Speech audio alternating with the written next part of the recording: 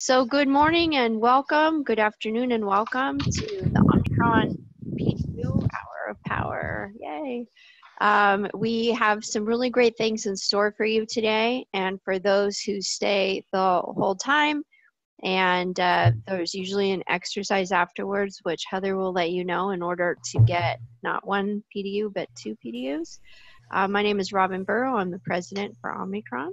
And we were just enjoying talking about our fantastic Thanksgiving Day holidays. I'm going to introduce to you Heather King, our training director. So you've been getting a lot of emails from Heather setting this up. So say good morning, Heather. Good morning, Heather.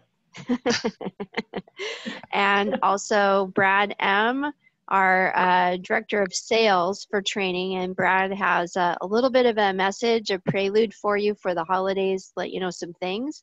And then we're going to move on into our presentation with Dan, who is our speaker today and also one of our awesome expert instructors in PMP and also Scrum. So with that, Brad, I'd like to know, did I know? What did I know? Well, thank you for that, Robin. Thanks, Dan, for being with us, and thank you, Heather.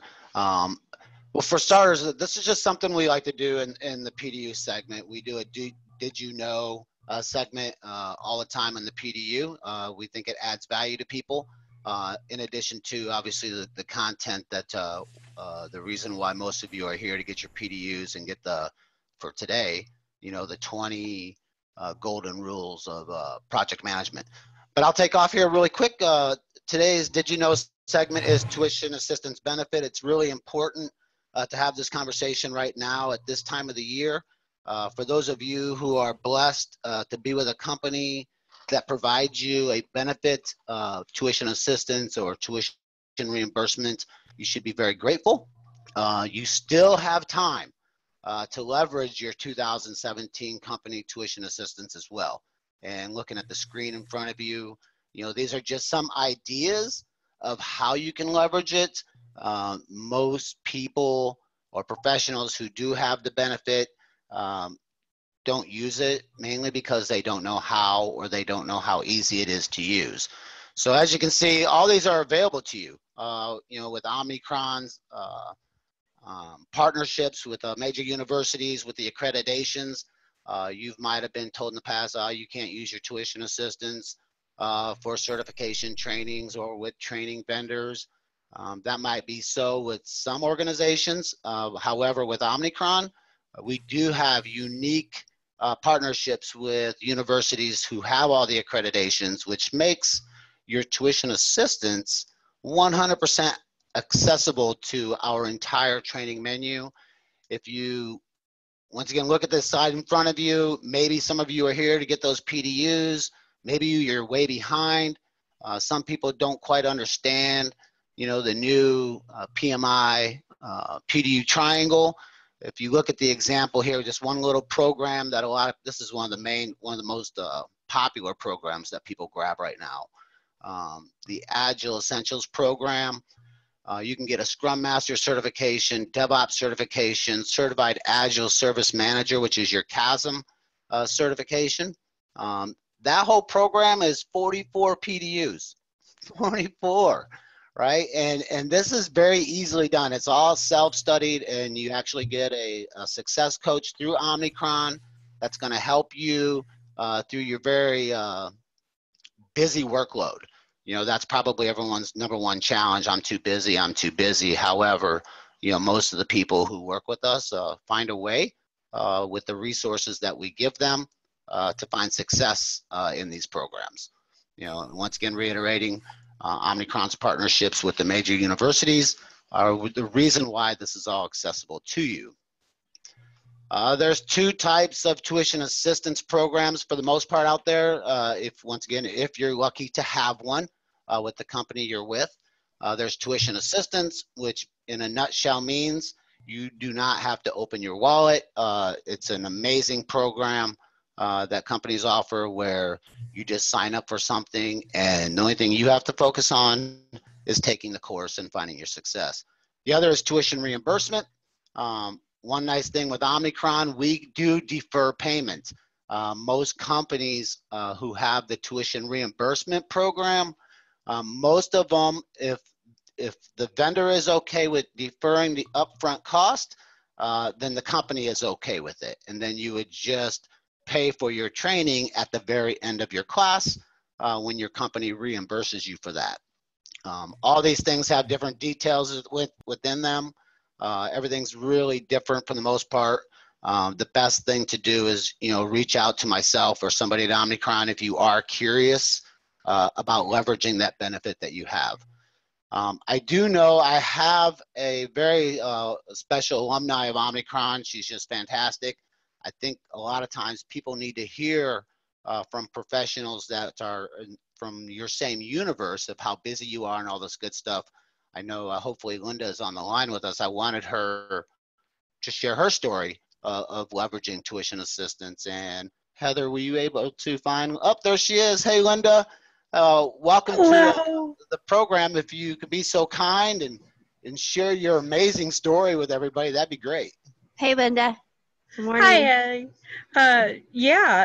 Hi, everybody. My name's Linda. I'm actually a team lead in the telecom order management for our public sector accounts. I've been with the company a little over 7 years now. When they first hired me, they told us about our tuition assistance program, but it was so hard to figure out how it all worked that I never did use it. About 3 years ago, my management came and asked, hey, does anybody want to take some EIDL Foundation certification classes and see if you can get your certification? I love to learn, which poor Heather and Brad can attest to. So I thought, what the heck, I'll give it a shot. I took the class. I enjoyed every minute of it.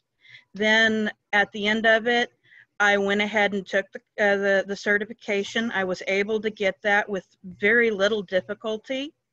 And everybody was so helpful as we went through. At that point, I was hooked. I took additional classes. I've taken change management. I've taken COBIT 5. I've taken DevOps. I've taken PMP, negotiations for business leaders. I tell you, that one was really handy because now I can negotiate with my customers so much better. And I could go on and on as to what all I've taken. I wonder how they're not tired of me yet. But I could really kick myself in the backside for the fact that I wasted 4 years of that tuition assistance money not being able to utilize it. Now I take all my classes. I use this app called Dice Careers, and I plug in all of the different classes I've taken, and it tells me what my net worth will be for prospective jobs. I want to be an engineer when I grow up. So I keep taking all of these related classes to help get me to that goal. And Omnicron is wonderful about helping you through all of it. That's so awesome. Nice. Thank that you. was awesome. That's nice. You are awesome. You are fantastic. And, and everybody on the line is probably going, oh my God, they're wooing this lady and she's wooing them. But that's just, we are a global training company, and there's nothing better than associating with people who love to learn. That's just the reality of it. So I'm going to step off here. This is just some stuff I was going to go over. There are, counter arguments to decisions that everyone makes with tuition assistance. Some decide to use it, some decide not to. I don't need to go through that because I don't want to steal any more time from Mr. Dan. If you guys do have questions, though, about these programs, I just highly encourage you, I'd like to inspire you.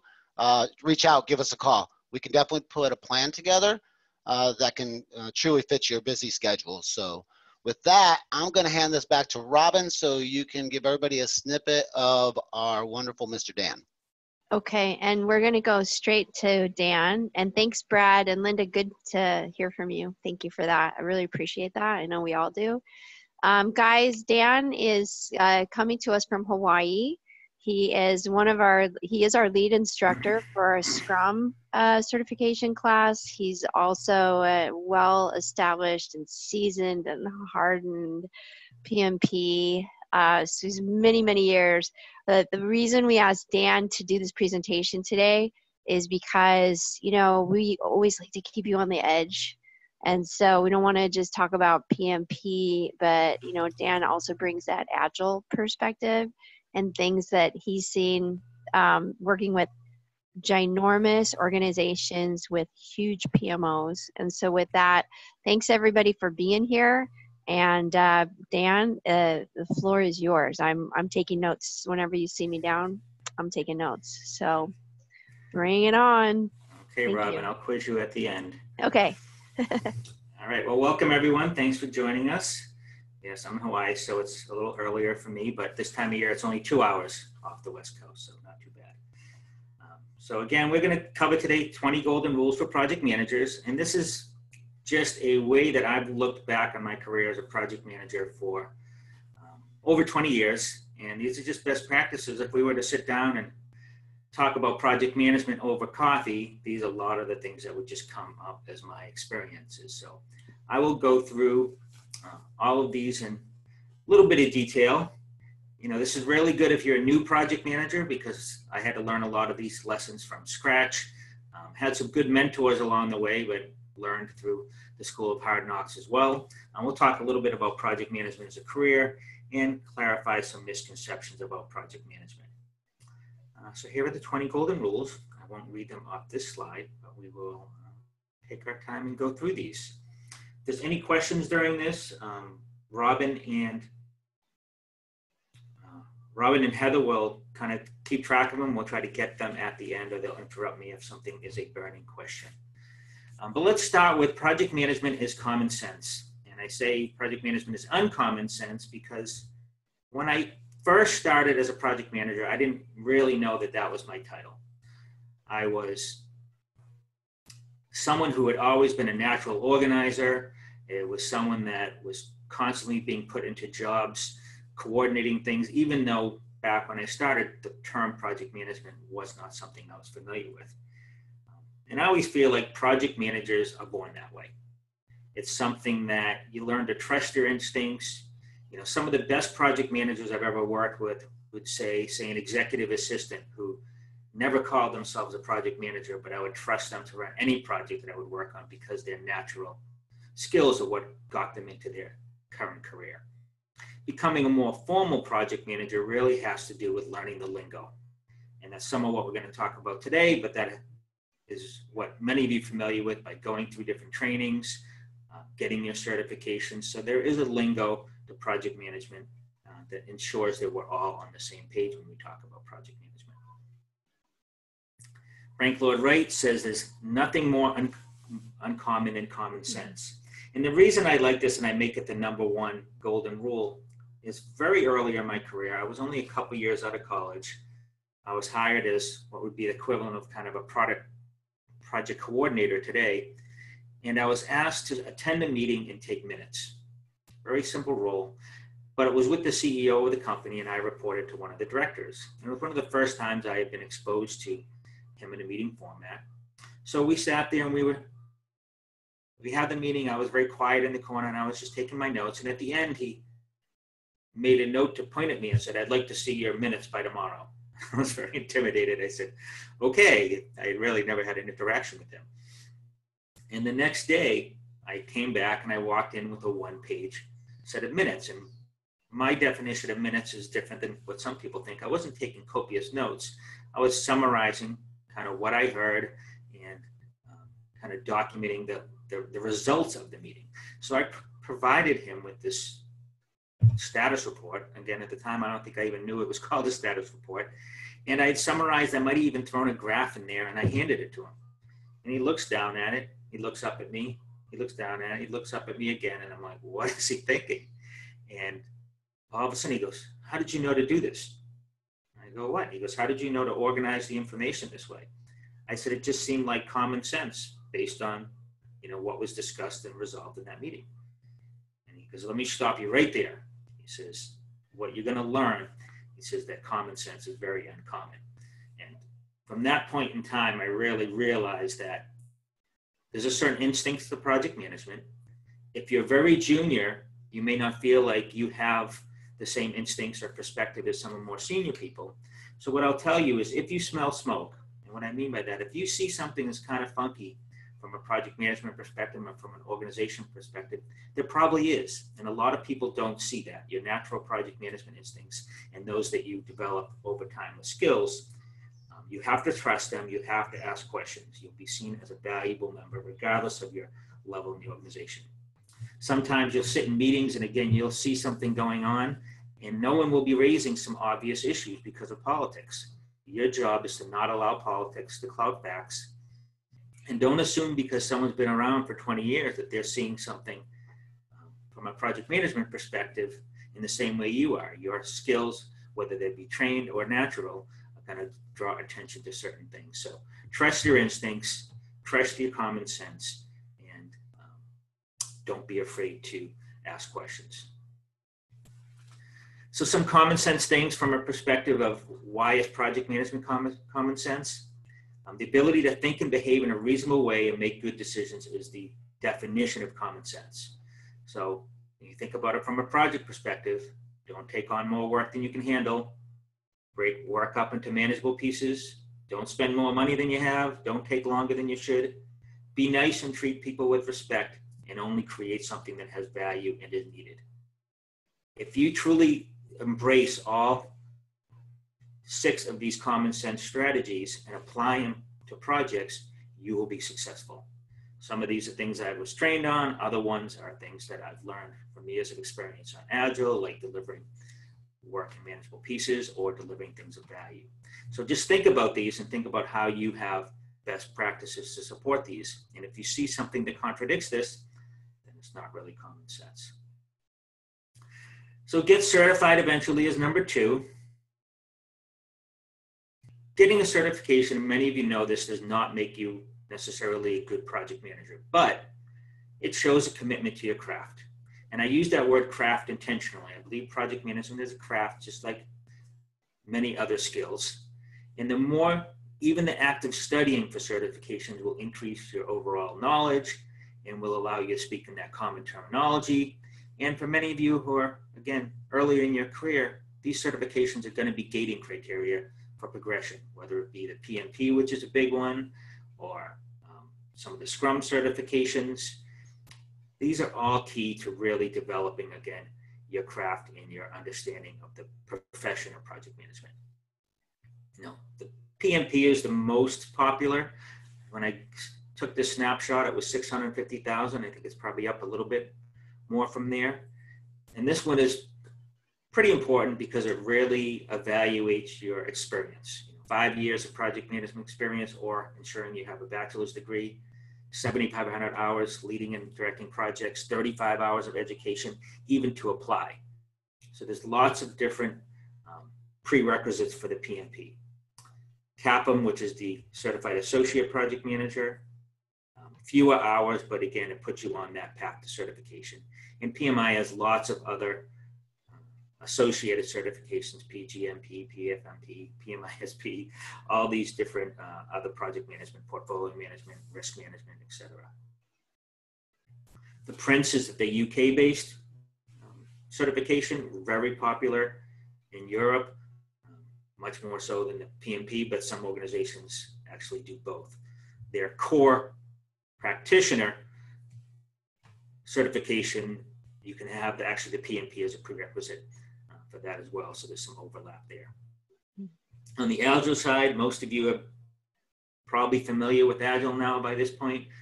PMI's Agile certification is by far the most comprehensive. It's the only one that requires Agile hours of experience to even apply for the certification for the entry level, including 21 hours of training, 1,500 hours of experience. The professional Scrum Master from scrum.org, there's no formal prerequisite, but the course is hard, requires an 85%. The CSM, the Certified Scrum Master, is kind of a franchise model. They require that you take their class, and it's a pretty simple course, simple exam that you take at the end of the course. And then there's a number of other certifications now. I wrote a blog on it not too long ago, and it was, I think I was up to 65 different Agile certifications that were out there. Now this next slide, this doesn't come from me. This is something that A mentor of mine, she's about 4'11", little petite lady, and she could get away with saying this type of thing to executives, but I embraced it, so I'm caveating. She's the one that trained me on this term, but a fool with the tool is still a fool. And basically, knowing a project management tool does not make you a good project manager. When I first got into project management, formally, I was in one organization. I remember they sent out 3 or 4 people to get Microsoft Projects certification. They came back and they dubbed them project managers. That is not the path to project management.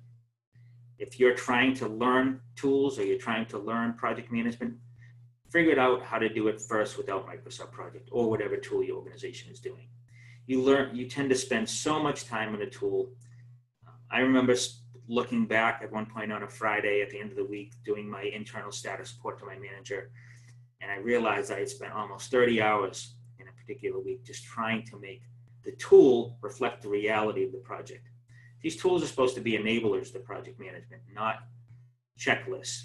And so be very, very careful about how much time you spend in a tool.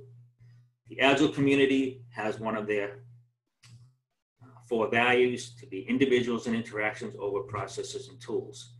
And they made this one of the core 4 values because they found when the Agile Manifesto was written that many people were spending too much time filling out timesheets, updating documentation, rather than building relationships with their customers, talking through requirements, etc. So it's a very formal part of Agile. And I do a lot of Agile training, and I find a lot of Agile organizations are falling into the same trap. They're managing their Agile implementation along with the rollout of some tool, and people are spending more time learning the tool. So it's something you have to be very conscious of. You know, tools have value. You can do task tracking, scheduling, progress reporting, resource management, portfolio management. So my goal is always to keep it simple. Just looking at this little snapshot on the screen, you know, if I can tell a story in 1 page, that's my goal. That's kind of part of the Agile side of me as well. So this is a kind of a visual of how I did all my status reports. I always allowed the first page to show a progress, allow at a glance for someone to understand the story I'm trying to tell, because that's all of our status reports and our tools should be telling a story to our customers and to our stakeholders. So again, that's just a bigger view of that, how I use the status line of today's date to show where I'm progressing along different tasks. There's lots of traditional project management tools. Primavera, Oracle PPM recently passed Microsoft Project as the #1 tool for project management. Clarity, PlanView are all up there. On Agile projects, I just got the recent study, so I need to update this slide, but Jira has now passed Excel as the #1 tool for tracking Agile projects. Then it's Excel and Microsoft Project. And there's lots of now cloud-based tools. It used to be the only way you could get an enterprise tool was to install Microsoft Project or Project Central or the whole Team Foundation suite. But tools like Asana, Basecamp, Podio, SandGlass, and Trello are all usable for both traditional and Agile project management. So this is probably the most important one. And this is one that I've learned from my experience and what has made me become more agile in my approach, both from a good perspective and a bad perspective. That is, a project can fail, but you can still succeed. So our job as project managers, especially as formally trained project managers, to manage the triple constraint. You can't control, as a project manager, the marketplace. Unless you're a product manager and working on that side of the organization, your job is really about controlling those initial constraints. You can't control whether your organization is going to change the budget halfway. And what you can control is communicating about those. So you need to manage what you can manage. As a project manager, if you get caught up in the viability of the project, is it the right product for the market? Is the salespeople selling the right product? Are the product manager defining the right product? You're going to get very burnt out because your job is really to manage those constraints. So your job is to communicate status effectively, try to be neutral, and allow stakeholders to make decisions. And what I mean by that, you may be going into projects saying, hey, we're on budget, but we're behind schedule. You know, I really think we should reduce the scope. For you to make a recommendation on scope begins to get you outside of those boundaries of project management. Your job is to communicate it, present the options. You can give them different options to mitigate those risks and constraints, but ultimately let the stakeholders make the decisions, and don't push back on those decisions as a project manager. Otherwise, you are no longer seen as a neutral participant and communicator. And I could talk for an hour just about this one slide, but I was on a couple very large projects that we succeeded from a project management perspective, but failed from a delivery perspective, just because the marketplace had changed, the product had changed. And in that worst kind of best case example, there was one project, they had to close the project. There was 70 people on the project. They terminated 69 of them, and they gave me the one open position just because I had effectively communicated. Again, it was not a great place to be, regardless of not getting laid off. But since then, and that's why I've learned to align with more agile approaches to project management that are more value-driven, more customer-driven. But that's another training. Attend our Omnikron Scrum Master class, and we'll go deeper into that. No project is too big. And again, early on in your career, you might be very intimidated by large projects. But the tools and the techniques and the skills that you bring to small projects are the same as what you would bring to large projects. So make sure you have good people that are doing the work, focused on first things first, still chunk up that big project into manageable components. And oftentimes they're easier because we have more stakeholders interested. You're more apt to get their involvement around budgets and approvals of time schedules. You may have, if you're a more junior project manager, you may just pick a portion within an overall project management approach. You may be responsible for task management or schedule management, cost management on the procurement side, program management. There's all different project management roles on larger projects. So don't be intimidated. Embrace them as opportunities to learn and grow. That's how all of us who've become more seasoned in project management have grown, taken on some of those other roles.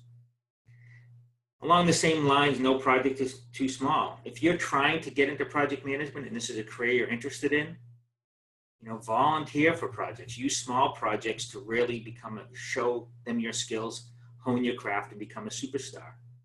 There's sometimes I'd be given a small project after I felt like I was more experienced, and I wouldn't pay attention to it as much. I would manage it in my head, and people would be a little surprised. I'm like, oh, Dan, I thought Dan was a good project manager, because I would get sloppy on those projects because I wouldn't need all the documentation that I would use in a larger project to communicate.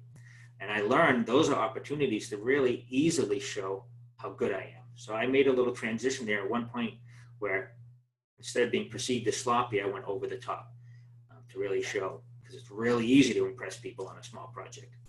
And then if you don't have the exposure, and if you're, again, looking to move more into project management, volunteer to take on some projects. I remember one person who was an executive assistant wanted to get more into project management, so she volunteered for managing the company meeting that year, and with the intention of telling people, I want to manage this, I want to show you how good a project manager I can be. So small projects give you confidence for larger projects. Typically, a lot of the things you do on small projects are scalable. If you're creating a 10-page website, you're learning the terminology, the tasks, how people work together. It's very similar to be a 100-page website.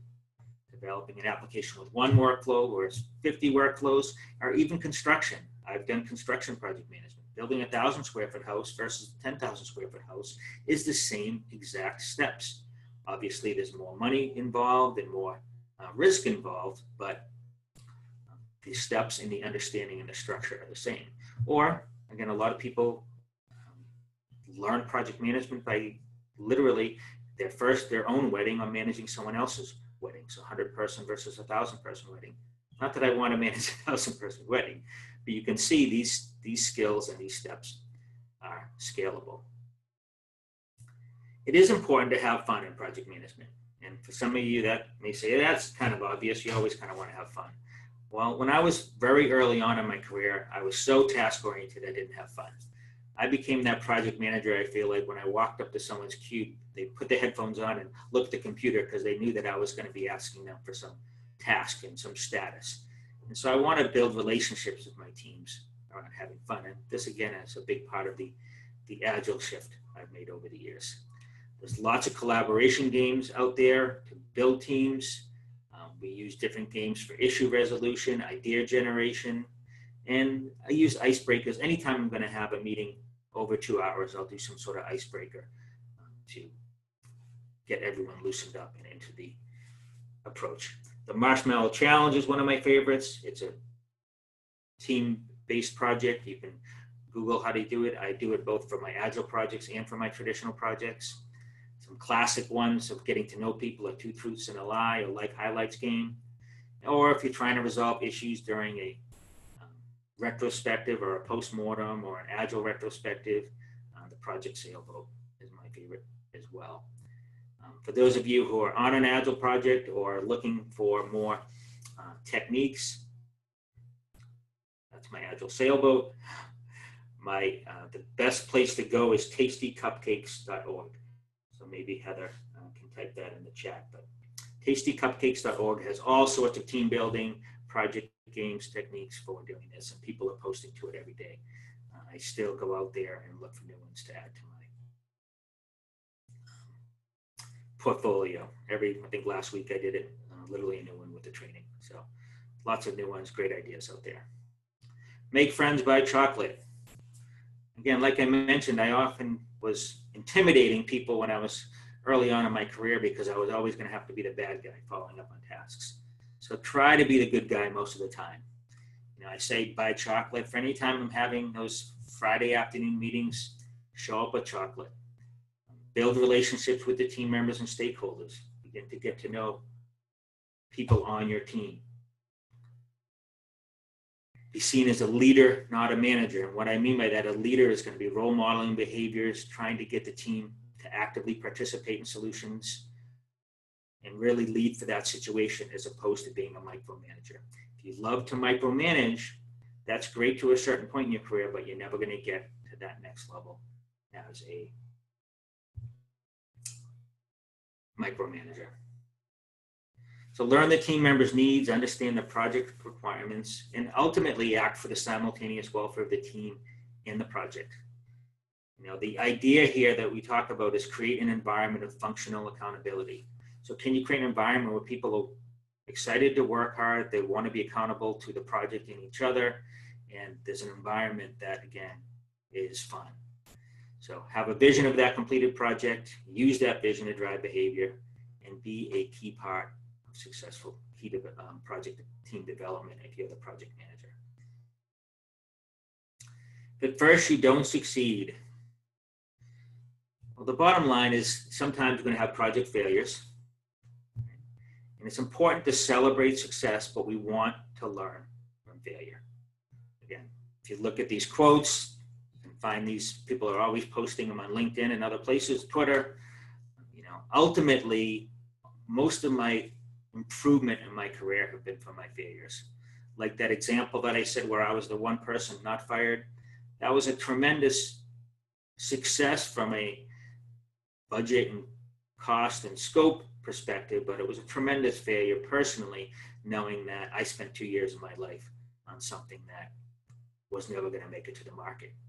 So take advantage of feedback loops in your project, take that feedback, learn from mistakes, present options, work with your team members, capture lessons learned, create those repositories. In Agile, we create those repositories, lessons learned throughout the project instead of waiting till the end. And talk to other people that have done this before. If they've experienced some failures, what would you do differently next time? You don't have to tell them, hey, I heard you failed. What would you do differently next time? But if you know someone was on a tough project, sit them down, buy them a cup of coffee and say, hey, I'm about to embark on a project. It's in this organization similar to what you embarked on. What advice could you give me to have a high chance of success? read, read, read. I once had a mentor, I still have a mentor, not once, but she once told me, you should read a book every single week on project management on your career. And she probably still does that today. And at the time, I'm like, that's a lot. I like to read, but that's a lot. Now, and this was before blogs and the internet was popular. Yes, I am of that age. But now, you know, definitely go out there, read a blog a week at minimum. Go out there onto LinkedIn, search other authors, Google them, go on Twitter, links to popular authors. Find out what's going on in the industry. There's lots of different topics out there that are best read in that type of format because you can address a simple problem. You'll learn from other people's successes and failures, and then ultimately go back and practice what you read. That same mentor coached me at one point in my career. Early on, I was a project management consultant. So I'd get dropped into a new client. Because of my success, you know, in these projects, I was promoted to the point where I was in a client lead.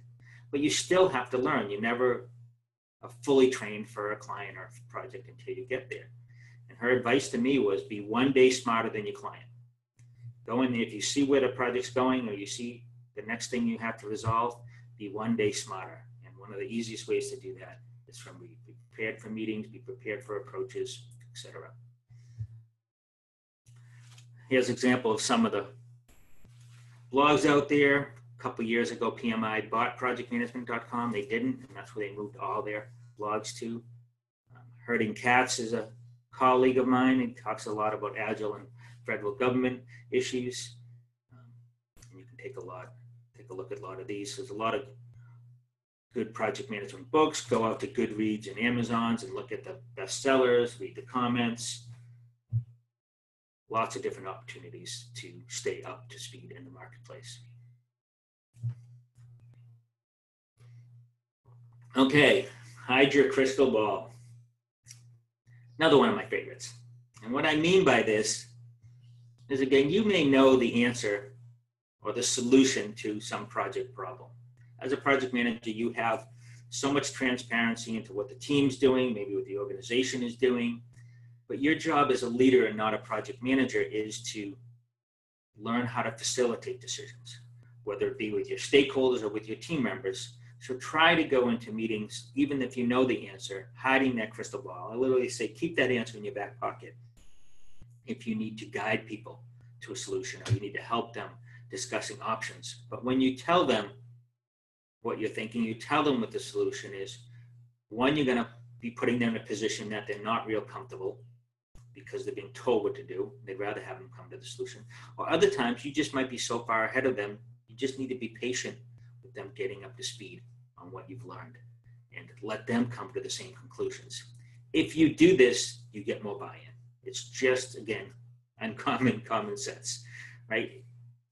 I raised two boys. If I gave them options, they were much more apt to choose an option if I told them what to do. In many ways, managing a project team is the same way. Let them participate in decision-making. Get rid of that authoritarian environment. Typically, you get more creativity if you have people do that. One of the more humbling things from this I learned is I may think I have the best solution. I'm going to go in there and put it on the table. And this is really where I learned to back off as well, is all of a sudden people start pushing back, and then you open it up to more discussion, and their idea ultimately was better than your idea. If you don't allow the opportunity for that, that group idea generation is oftentimes much more valuable. You don't want to lose that. Like your boss. What does this mean? Well, you don't have to hug them, but the bottom line is when you're a project manager, you're going to face a lot of challenges. You're going to be put in positions where you have to communicate with stakeholders, bad news, or you're going to have to tell somebody, well, I can't support your change request. You have to be the bad guy. You need someone who's going to have your back. You need to be able to take some risks and make mistakes. Again, we are often going into new areas as a project manager, whether it be on the product side, we're getting exposed to terminology we don't know, or we're interacting with vendors in a different way. We really need somebody who's going to give us coaching and help us succeed. If you don't have a boss like that, find a mentor. Find someone who's going to help you on your career as a project manager. We have very specific needs as project managers. We have very specific issues as project managers. find someone that's going to help you be successful. I will say I would not be anywhere, my career would have not gone anywhere if I didn't have good bosses and mentors.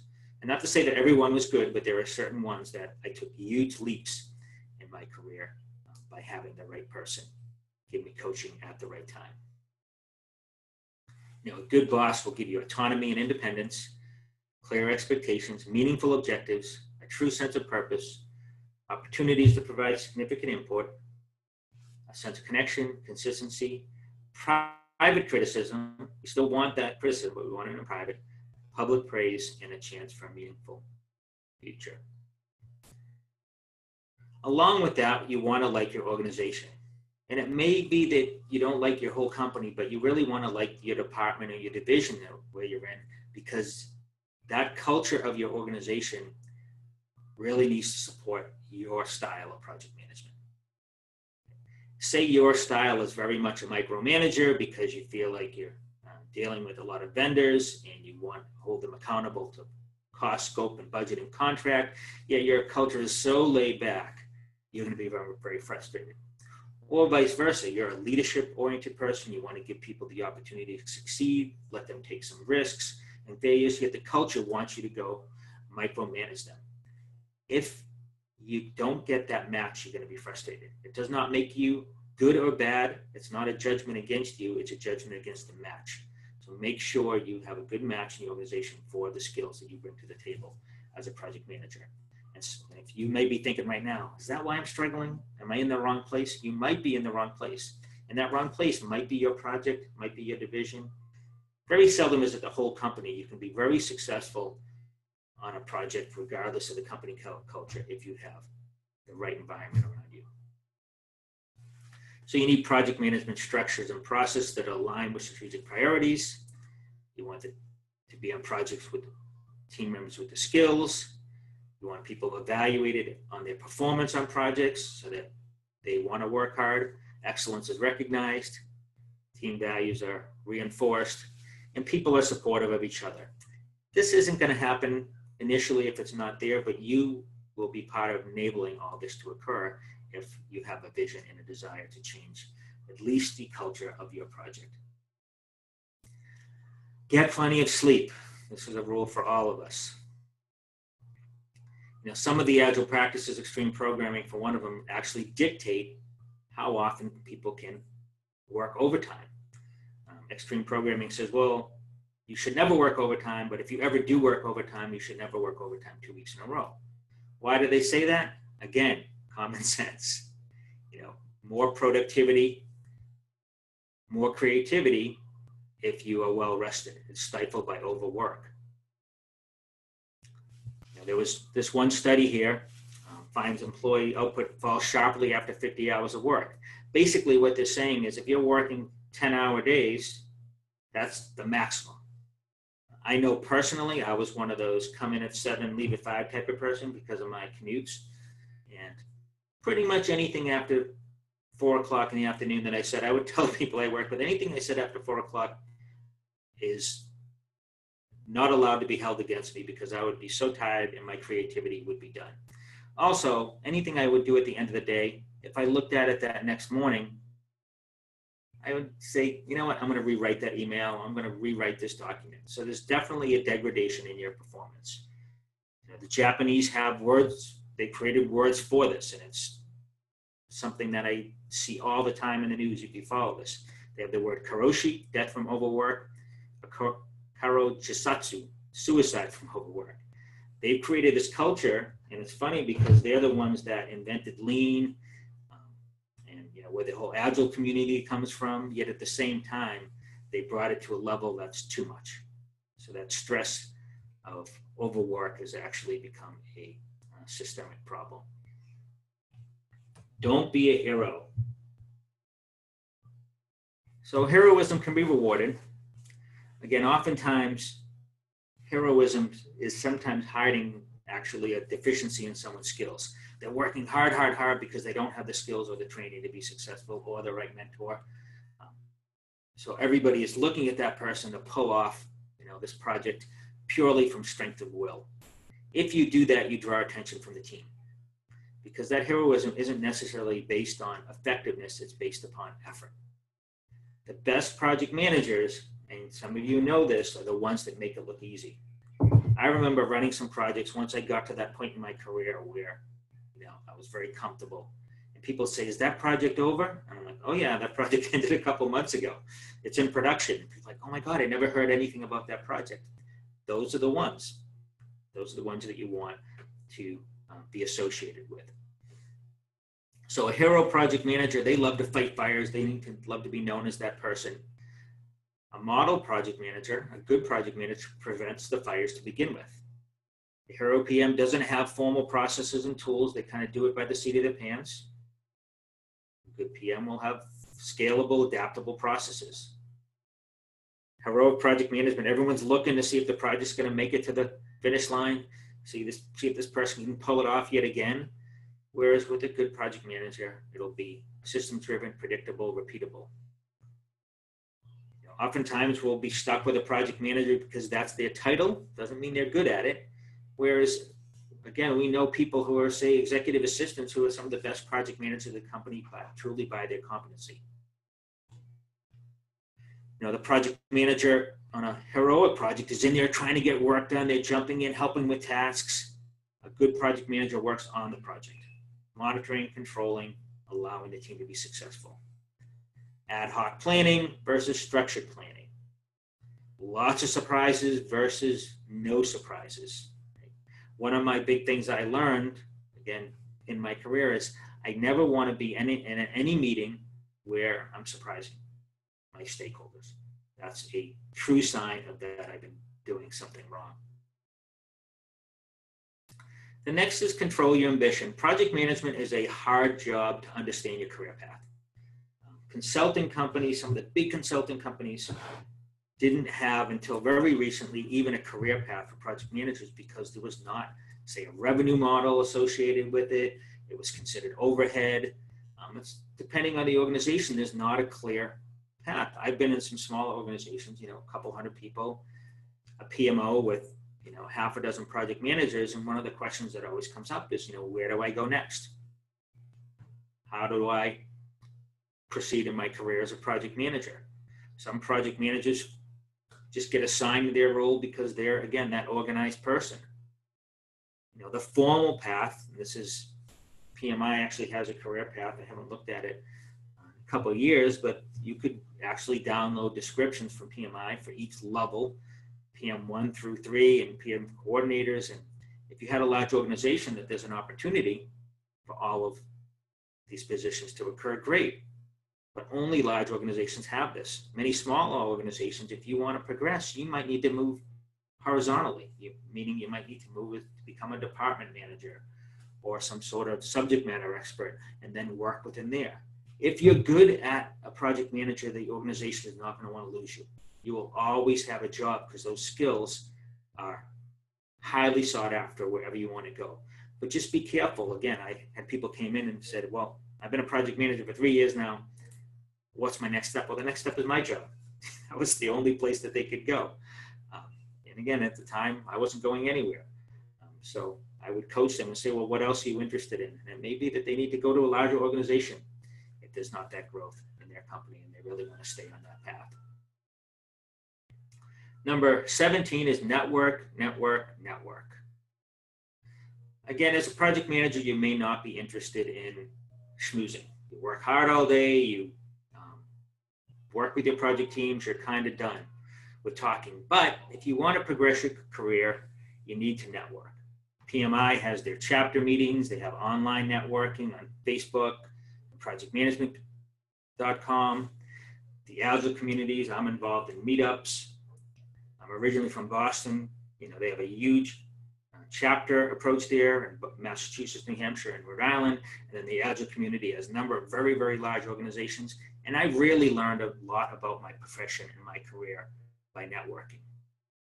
Talking to someone over a cup of coffee, people love to share their experiences. They'll say, well, I work with this company. I'm like, what types of projects have you been involved in?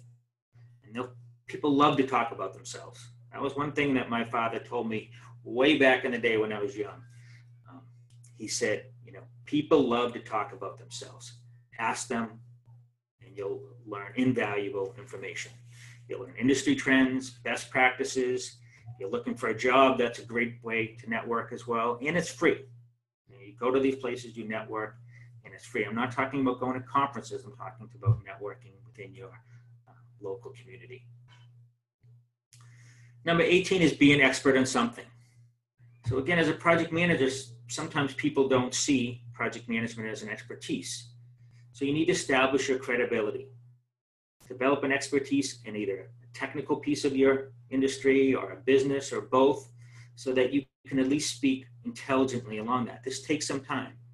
Again, as a consultant, my job was to be an expert on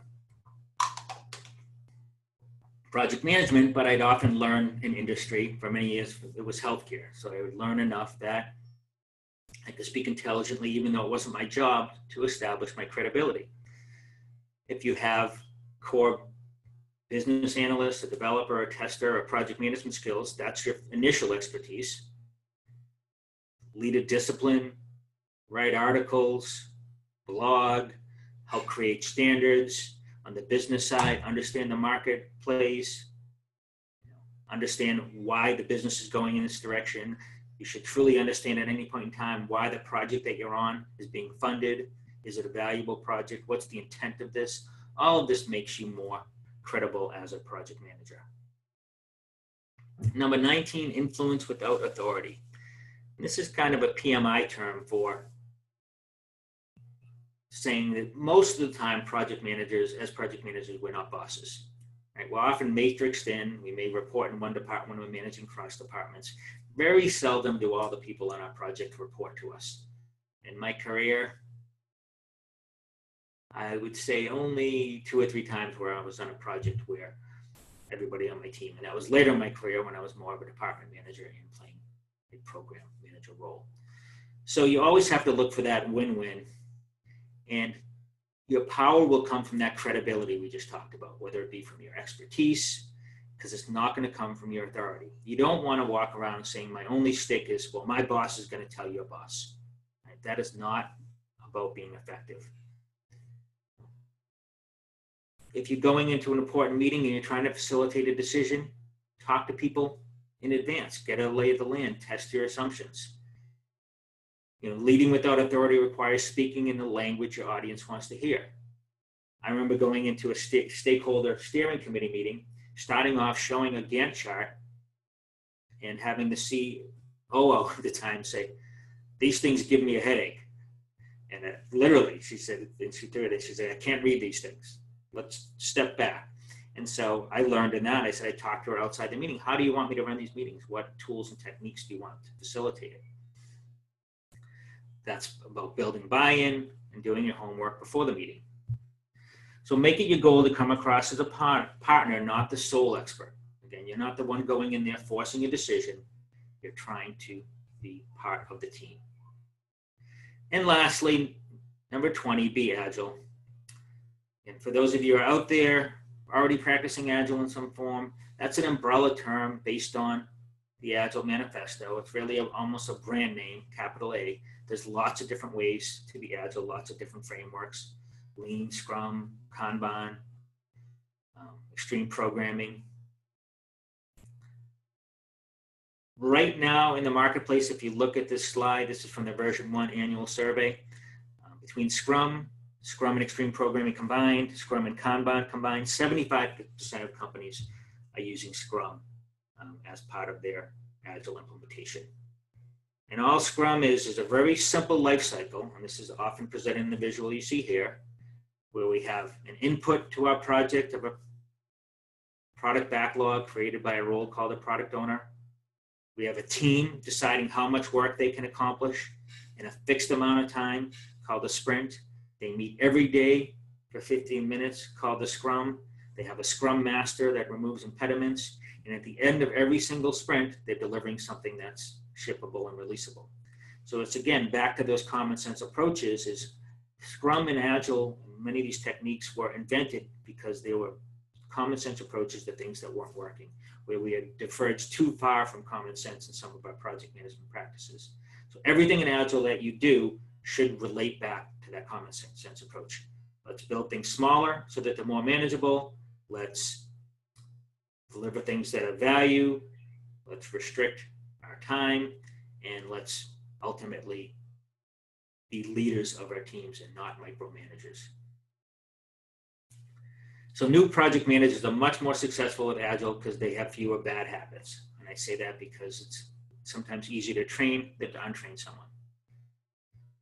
Don't make the mistake Agile is easier. Because there's fewer rules, it's often more difficult to implement. There's lots to remove from larger organizations. But Agile was designed to mitigate risks. Understand those risks, understand Agile. So these are the most common risks. This is from a study that took a look at 10 project management studies, and these are the top 7 most common. Misunderstanding requirements. Agile says deliver fast, get feedback. Lack of management commitment. Well, let's have stakeholders involved throughout. Lack of adequate user involver. Well, let's create this role called a product owner in Scrum to act as a customer on the team. Failure to gain user commitment. We engage the customer to create the requirements. Failure to manage end user expectation. This is probably the most important one. If you did just this one, you'd see a tremendous change in large project failures. Prioritize your work by business value, not by technical value. Changes to requirements. Agile doesn't mitigate that risk at all. It accepts that risk and has an approach to embrace change. And then lack of an effective project management methodology. Well, we want repeatable, lightweight methodologies. So these risks down the left, again, are the top 7 risks from 10 different studies. So if you look at these, you'll see, oh, that's what we're trying to do with Agile. So I've covered a lot of content there. I've talked fast with my Boston accent. Hopefully you've kept up. But project management is a career. It's not a role. It's something that you progress and you'll get better over time. Failure is an excellent teacher. I don't remember half of my successes, but I remember all of my failures because they've changed my behavior. Be a leader, not a manager. Have fun, make friends. Invest time and energy into your craft. And lastly, follow the 20 golden rules. That's it. Off to you, Robin. Okay, I love it. Thank you. I started a little poll here, guys, and I don't know if you know this, but you have total usability on your screen. So if you want to move things around and pull the chat up, you can see it on the right-hand side. You could make Dan's picture really big, handsome Dan, or you could make the slides really big. You can move things around on the screen there.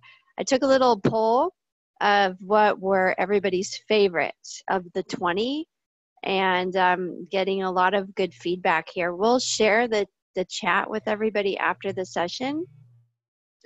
I'd like to hear from you guys. Do you have any questions? We have about maybe 5 or 6 minutes left with Dan. 4 minutes, actually. And I will share the poll, but do you guys have any real specific questions while you've got Dan here? In addition to which of the golden rules you like, any particular question at all? I had a question about how do you get the politics to subside? And it was one in your first slide, don't let politics take over, just go for the facts. How have you successfully done that?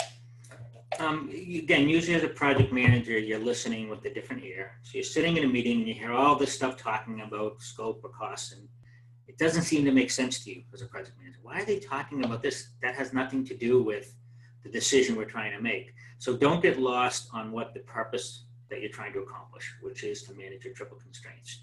At the end of the meeting, always bring it back to what are you responsible for, what decision you're trying to make, and if they try to sweep it under the rug, put it in writing, because later on it'll come back and show that you're true. So don't let the politics cloud the decision you're trying to make is probably the simplest way to look at it.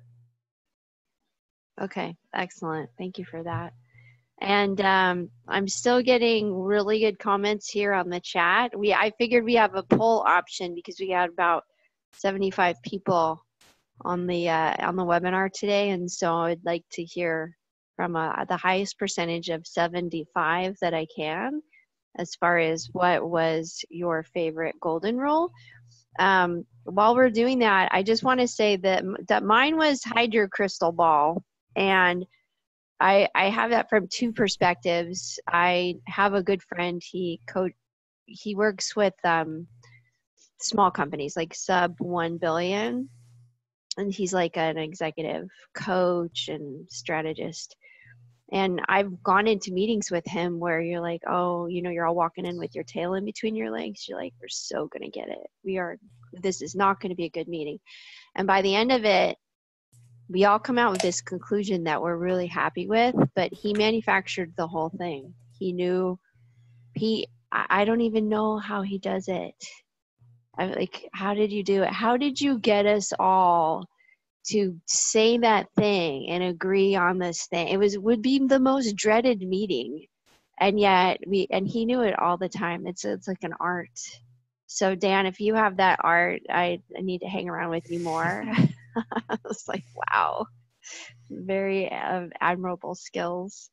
Any other? Yeah, Robin, I'm sorry to interrupt you, but actually I have a question from Mary. Dan, she asks if, do you have a favorite status format that hit homes with a wide range of team members? That's a funny one. I saw that question. Well, as a project manager, we have to take a look at audiences. So I often had one status report for my team and one status report for my stakeholders. Team one was easy because I think as a team member. Stakeholders, my best worst example of that is I went through 10 iterations of a status report once with a set of stakeholders until it was one that they wanted. So don't be afraid to go in and propose a status report and say, this is not a fait accompli. This is what I'd like to present to you every week. Does this work for you? And again, 10 iterations was my worst ever. So the answer is there is no single format. Don't be afraid to try something and say, does this work for you? Or bring options, because every audience is different. Some people are visual, some people are readers. I once had one CFO who said, if you give me any sort of status before that's more than one page, I'm going to throw it in the trash. Said it right to me, right in my face. I said, okay, thank you for being clear on your expectations. So don't be afraid to try different approaches. That was a really good question. And I don't know if you guys are up for this. How many do we have left? But I'd be willing to open up a Google share area. And I have a really good one. It's not mine, okay, that I would love to share with you. And if you guys want to also share like a template with no proprietary information, Dan, if you have any samples, that could be just really like, I do think I found a good one. So I don't know if you would, so I see a yes to Google templates. I'll open up a Google Doc, share it with everybody, and you guys put on your best. And you guys are gonna like what I'm getting from one of my senior PMs. I am very excited to share it with you. So great question. That's why we invited you all here today. It looks like we are at our time, 10:02 for me. So we're gonna close up for today. We do have 2 more sessions coming up this month, so we'll send that out. One is on DevOps. Heather, do you know the dates of what we have really quickly? I do. The DevOps one is December 12th, and then the ServiceNow one is December 6th. Okay, good. So on December, thank you for that. And you are my hero, by the way.